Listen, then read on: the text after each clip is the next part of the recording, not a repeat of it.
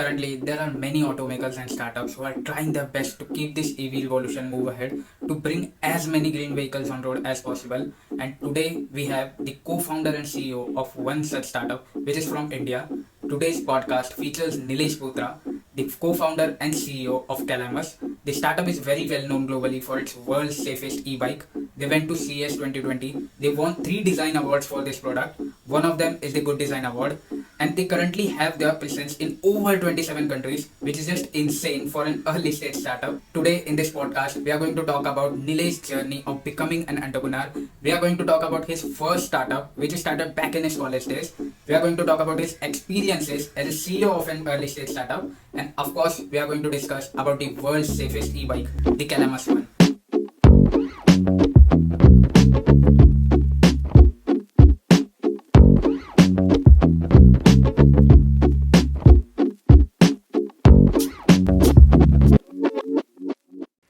So this is a kind of an odd question, but as COVID is a very common thing right now between all of us, and we are in the middle of the lockdown.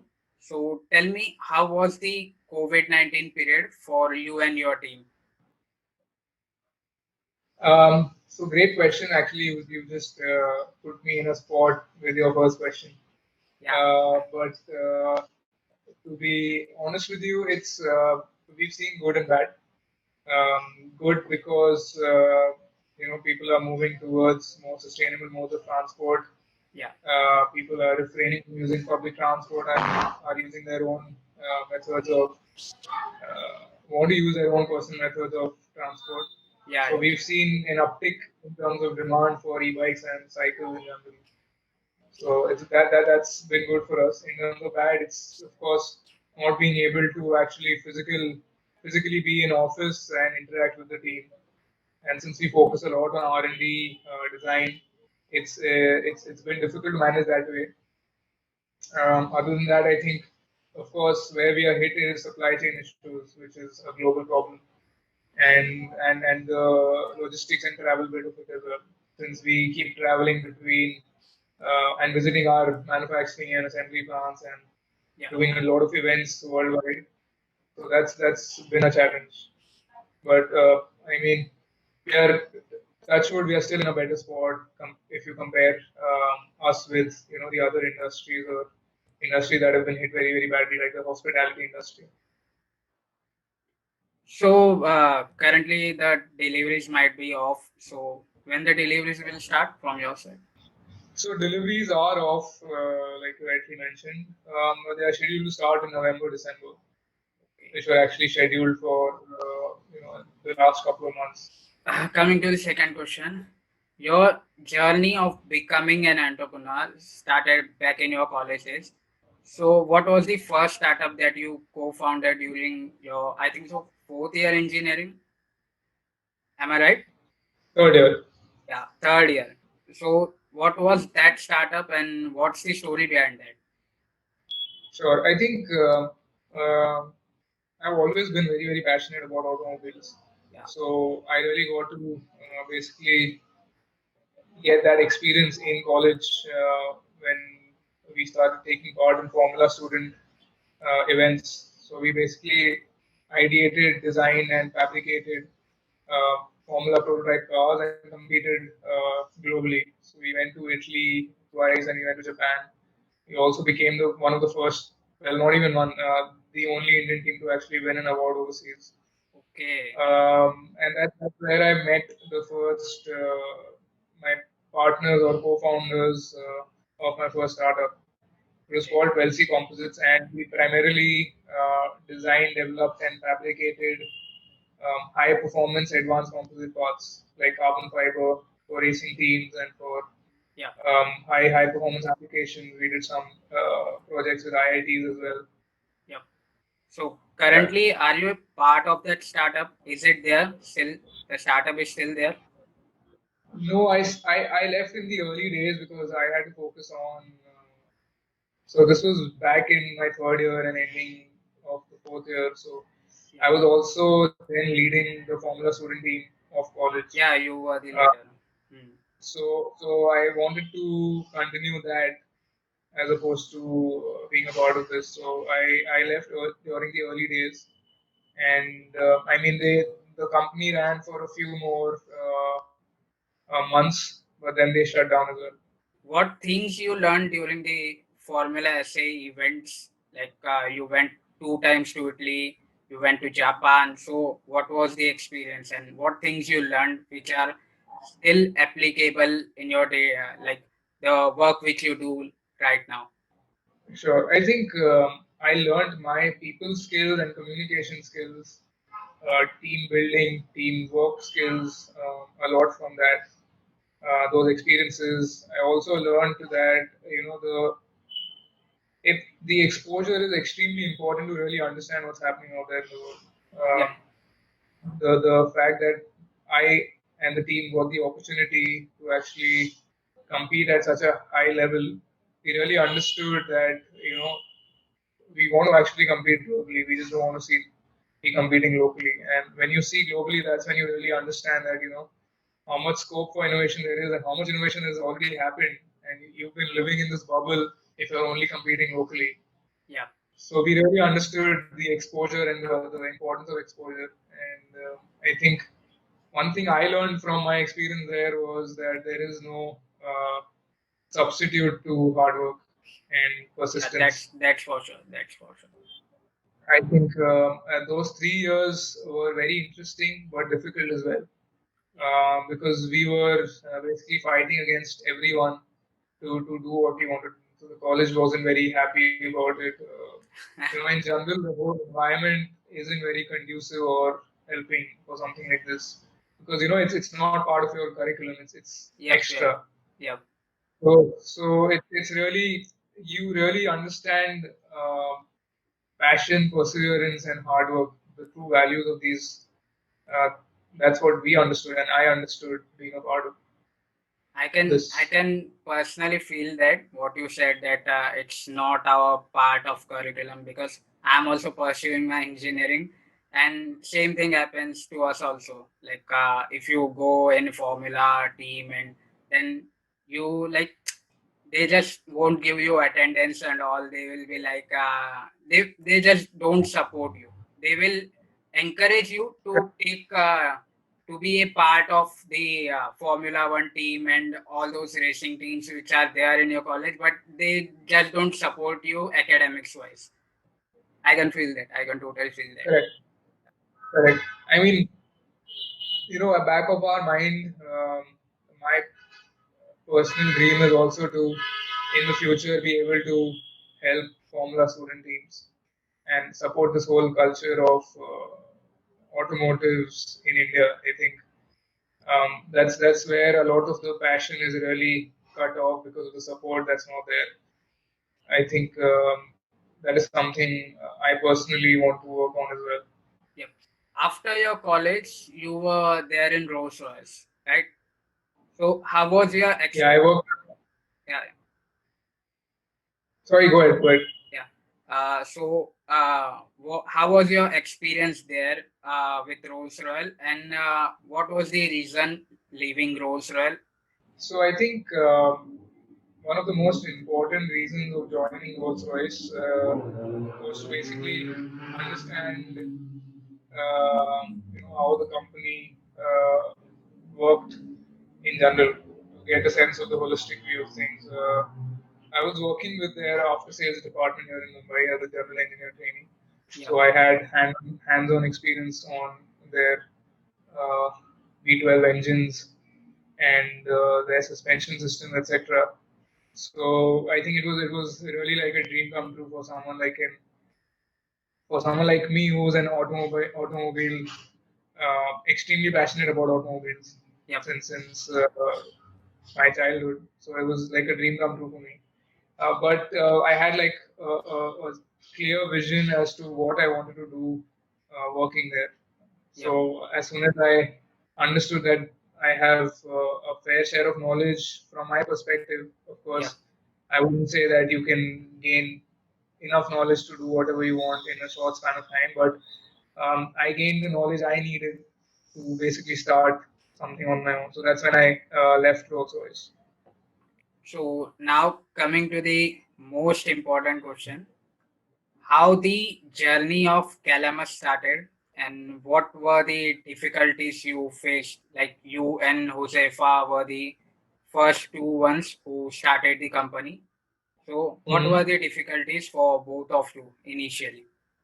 Okay, so I think difficulty, sure, but I think that's part of.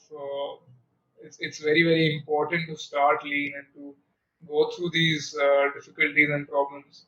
So Yep. I mean, for us, it was just being able to uh, manage with the resources we had. Uh, I mean, we started with something as basic as working out of the living room of my house. Yep. Um, and we then shifted on to a small 1 BHK apartment, which was shared with two other companies. So we were basically working out of, let's say, about 150 square feet of space where we were designing, assembling, testing, all of it. And we had actually started off with the three of us had started, but the third co-founder actually left for because he had to be a part of his family business. And so then it was just Zephyr and I. And Zephyr really looked after the electronics and computer side of things, and I looked after the mechanical design side of things. There was no real business at that point in time. It was just a product. Later, of course, I started looking more into the business side of things, and he started getting more into coding and the electronics aspect because that is something that requires heavy engineering from our side as well. Yep. So I think it was just mainly operational level challenges and probably persistence, being able to basically see the larger picture and see the longer vision and tell ourselves by the end of every day, even if it was disappointing, that let's just keep marching on. Something will happen. I mean, if we constantly put in effort, constantly try to knock the right doors, I'm sure something will happen. We're sure something will happen. So that's the approach we took. So, how many years it's been now since you started? It's been 3 years now, Yep. so it's been quite a journey. I think yeah, well, the idea was started before that, even about 3.5 years. But yeah, if you see just the timeline, it's been 3 years, 3 exciting years. So, when you started, from the start, it was your vision that to make the best e-bike, or you started thinking about something else, and then in the process, this came into your mind that yeah, we should go for the best, like the best e-bike never made before. So well, Calamus was actually started with the idea of creating, a two-wheeler for a motorized two-wheeler which is sustainable Yep. for people who could not really afford a scooter or a bike. That's how Calamus was started, and we that was primarily for the Indian market as well. So the very first e-bike that we actually made was a bamboo electric bike. Not Okay. many people know about this, but it was something aimed towards a very sustainable future. Of course, we dropped that idea, and we also realized that the timing for addressing the Indian market wasn't correct, and we didn't even. We're a bootstrap company. Um, we have put in all our savings and loaned money from our friends and family to get here. But we knew deep down that we did not want to create like a very budget specific bike because that did not let us, um, showcase the things that we really love, innovation, design, etc. And we could actually do that at the global market or from a global standpoint because European markets and US based markets are very well developed for e-bikes in particular. Yep. Yep. And we saw that there are these problems that exist and no one's addressing them. And no one's really created that perfect bike which could be possible. And we loved we've always been fond of this understanding where a great product is an excellent combination of um, art and engineering. So that's the basically combined design and engineering to create the perfect bike. That's what we did. And yeah, touchwood, we've seen a lot of good response, and this is basically our vision of what an e-bike or our vision of what vehicles should be. That's what we're doing. Yeah, It's like Josefa was with you from the start, from the starting point. So how you and Josefa met? Because it's very important to have a good business partner who to whom you can trust, and he can do the job. Like it's very important if you want a successful business, then to have a good partner is very important. So tell me the story behind how you and Josefa met. it's actually a very simple story. I mean, we were college roommates, Okay, and so yeah, we know each other since engineering, so it's been about 8 9 years now since we know each other. So it's the relationship has only got better. Before it was just friendship, now it's business partners. But I think I'm very lucky to have found a business partner in him because he was someone I actually trusted blindly even initially because of our friendship. So it just made things much easier. And the fact that our visions aligned, it was really something I could not have asked for something better. so how this name Calamus you came up with? What does it mean? Calamus. What is Calamus? Well, it's I wouldn't say it's a very interesting story, but it Yeah. really comes from how we originated as a company. So, like I mentioned to you earlier, the very first bike that we made was a bamboo electric bike. Okay. So From there you got the Calamus name. is actually derived from the scientific name of this particular bamboo species that's used to make these bike frames. Yep. It's Yep. iron bamboo, so the scientific name is Dendrocalamus strictus. That's how Calamus came in. Okay.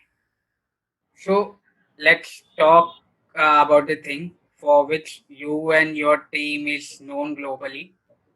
What makes the Calamus one so unique and so special?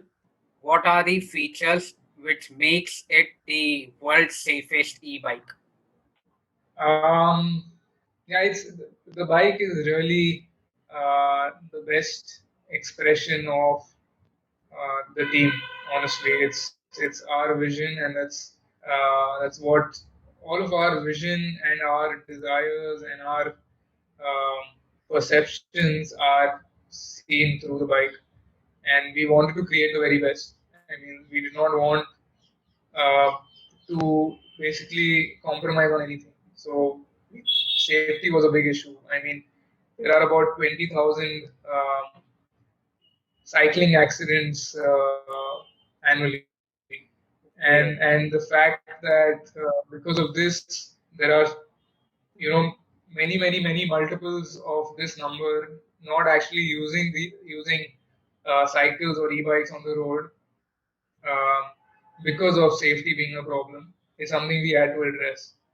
Um, even when I started out, when I was working with Rolls Royce, I used to cycle to work, and this was Okay. about 12 to 15 kilometers one way ride. And I actually faced the grunt of the traffic on Indian roads. You'll Yeah. actually, if I don't know if it's on YouTube, but I think we've posted a video of my Yeah, yeah, journey to work on it's a still cycle. on YouTube. It's still on. It's a 9 minute video without audio. It's still on YouTube. Yeah. Yeah. So basically, that was to showcase, what how risky it is actually to travel on the road.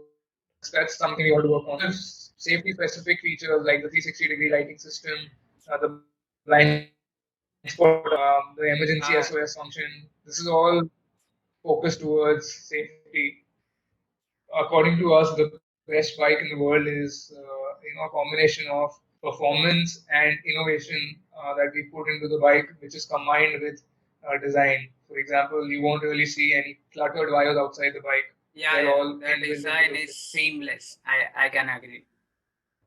Yeah, that was one of our core principles while following design also, to make it very very integrated and seamless. And basically, the idea was for you to not really need any aftermarket additions. So we've tried to put in everything into the bike that you would possibly need, right? So even for example, in terms of theft, we've created smart lock uh, system, which basically you can lock and unlock the bike or using your phone. Um, the whole So anti-theft system. it's an app through which you unlock the bike. Yes, we have our own application, which will soon be available on iOS and Android. And so if you are in part of the Ultra Army, our people that ride the Ultra bike are called the Ultra Army. Yeah, yeah. So if you're part of the Ultra Army or you purchase the bike, then you get the app with the bike.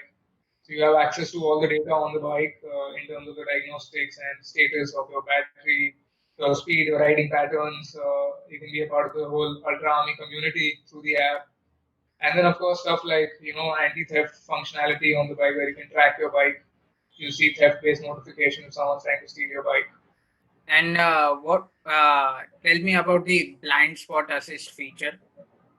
So the blind spot assist technology is basically we use automotive grade sensors. What it does is it does 2D mapping of what's behind you.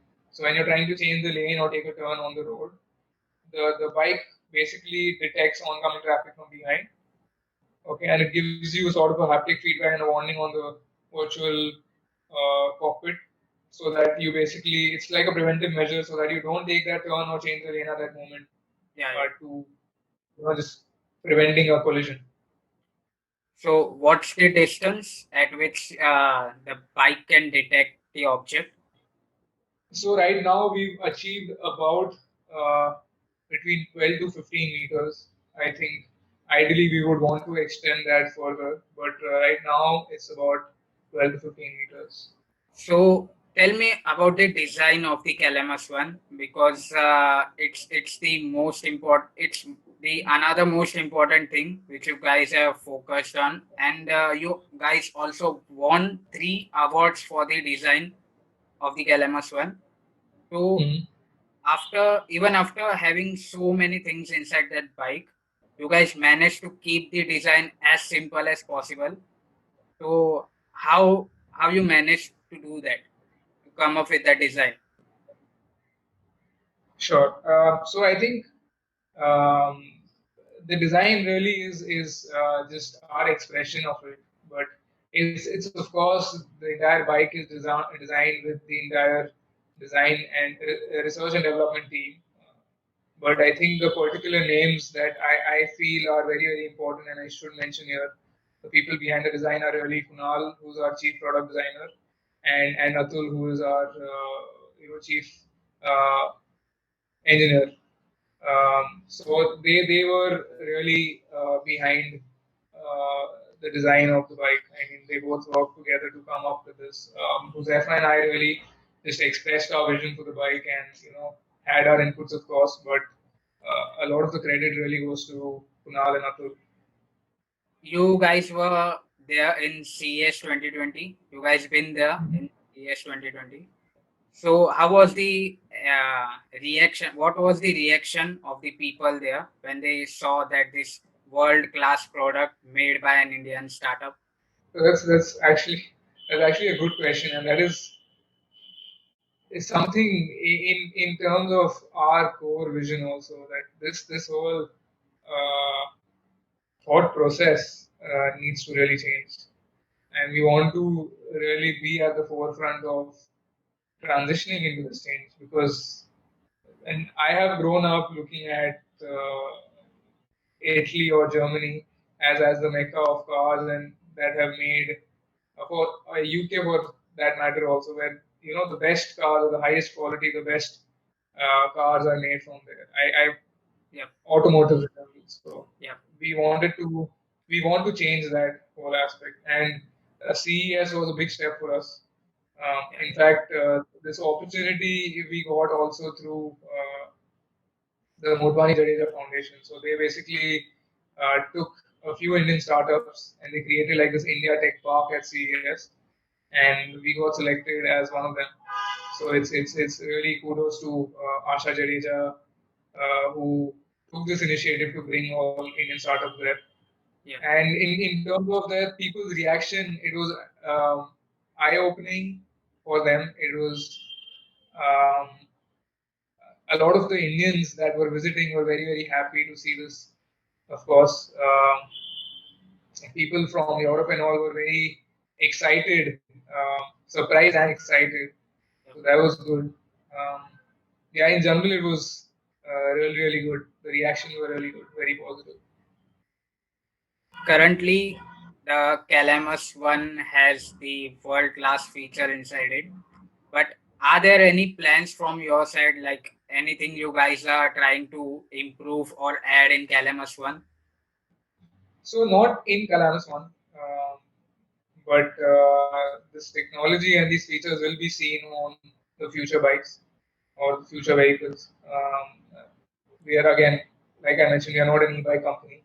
Yeah. We are a vehicle company. We create vehicles that inspire and technology that comes with it. So I think our, the ultimate dream in within the next 7 to 10 years is to be able to create India's first hypercar. And Okay. so when you think about sports cars, supercars, then you think about hypercars. So Yeah. hypercar is the real dream, and of course vehicles till that point. So we have some vehicles in the e-bike space planned for the future, Yeah. and of course the next version of Calamus One, which would be the Calamus Two. So you should see that in the next 3 years or so. Currently, you guys are available in over 27 countries. But Yeah. Indian startup, are there any specific plans for Indian market? To be honest, I think it's still very early. Um, we do sell in India. We've seen a lot of interest lately from India as well. Yep. So we do have a few customers, but I don't see scalability here, at least at the moment. I think it's really the timing, the infrastructure, and the government push that needs to come in. Yep. And this would really happen when the industry comes together and causes that shift or change in the whole approach. So we can't do it because we're a small company. Yes. So our idea here is to establish ourselves globally, and then when the timing is right, start focusing on India as well. Currently, you guys have an immense experience in e-bikes. So in future, will you guys partner with other OEMs who want to enter into the e-bike sector? And will you explore other sectors like micro mobility services? So it's vehicles. We might explore micromobility, but to be honest, I don't see that being a big part of our lives in the next few years at least. So we don't have any plans for micro mobility in particular. Yep. We do have plans for, let's say, last mile connectivity solutions for last mile connectivity, because the people are going to use public transport again in the next, as soon as the pandemic subsides and things get back to normal. In the next couple of years or so, that's when we'll actually have a solution for uh, this segment of people as well. During this whole journey of you becoming an entrepreneur and starting the Calamus One, who were the people who supported you and who are your role models? So I think the most important support has been from family. Um, Really, to be very very honest, they are not given the recognition they deserve. If my family did not support me the way they have even today, or even I can't speak of Josefa, of course, but I think as well as I know him and his family, it's been the same from his side as well. So if we did not have the support, the kind of support that we've had from them, I think we would have been in a very different place today. Then of course it's friends who have supported us equally. whether it is in terms of any doors that they've opened, or whether it is in terms of just mental support that they've given. I think that has been massive. And in terms of support or mentors, I think one of the few things that I've learned is for us to actually find really good mentors very, very difficult. So how I did it was interacting with more and more people, creating good connections, and then creating connections where I can actually learn from these people, and I can take feedback from these people, and I can take suggestions from these people, and use certain aspects of suggestions or certain advice that they give from different people for different things. That's what I learned. So that's been the major source of support and advice that we've received. Um, I think we got incubated at very early also. Well, not very early, but I think at the perfect time, because it was a time where we could have actually shut shop or continued, and that's the time. That's exactly the time when we got incubated, because we did not have the funds to continue paying rent. We did not have the funds to continue operationally. That's exactly when we got incubated at Thinkubate. So, Pranav and his team have been very nice at Thinkubate.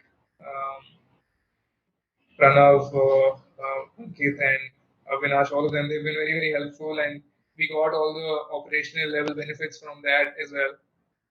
So that really changed. I think if you look at Thinkubate also, it's a beautiful space to work out of. And the other companies and startups that we met there, we've created like lifelong connections, and we've somehow always managed to help each other and advise each other. So I think it was the entire conducive startup environment. I think entrepreneurs, the one really amazing thing about startups and entrepreneurs is their willingness to help each other, because uh, we've all gone through similar problems sometime or the other, and the fact that they want to come up and help you out, more than they actually need to, but that's been an immense source of support also, the help from the startup community. Currently in India, there is not a huge market share for EVs in the Indian EV market, but we are on the process of development and we are going towards that. But what do you think about the current scenario of the Indian EV market and where India is lacking compared to other countries?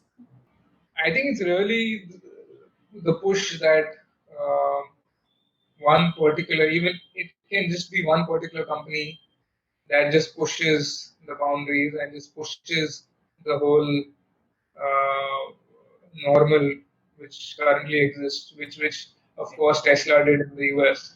Yeah. So to get that ball rolling, to get that momentum in place, it can just be one or a few companies that can actually get this push, which will then eventually get the push for infrastructure development, whether it comes to charging stations, infrastructure development, whether it comes to cycles or e-bikes, just bike lanes, etc. Um, so I think that push is missing. Um, but I think this pandemic has really helped accelerate this change. Yeah, so I think I also believe that, and so yeah, basically I think with time and this pandemic, we've learned our lessons, and this question, which used to just be not regarded a very serious question of the future, or pertaining to the future, is now being taken seriously, which was needed for a long time. Yeah. So I have a lot of hope in the coming few years for India. So, any final piece of advice for those young folks who want to start a startup? Well, I'm young also. I'm pretty young, Yeah, uh, yeah. That's for sure. but Yeah, but if I mean, to be honest, I've not achieved much to be advising, but I can just share my journey and my learnings. Yeah. I think it's going to be tough. It's going to be challenging. It's going to take a lot of your efforts, time, resources. It's going to be painful at times. But I think if you have a vision and you have a dream, uh, just make sure every night that you sleep, you are making sure you're giving it your best. And just continue with the persistence and be patient. Things will come to you. Things do somehow. It could take for some of you. It could take longer. For some it doesn't. But enjoy the journey with it also. This. Don't make it about the end goal. Make it about enjoying this journey while reaching your end goal. Because you should not be regretting your 5, 7, 10 years that you've put in to reach this particular place, which might just happen that you might not even ever reach there. So if you're not enjoying this time, you've spent 5, 7, 10 years just chasing this goal and not enjoying your time, and you'll regret that. Just don't do that. I think enjoy your time, enjoy the journey, and keep learning. I think that's the most important aspect. You don't really have to be an MBA. You don't have to be from IIT to be realizing your dreams. I'm not.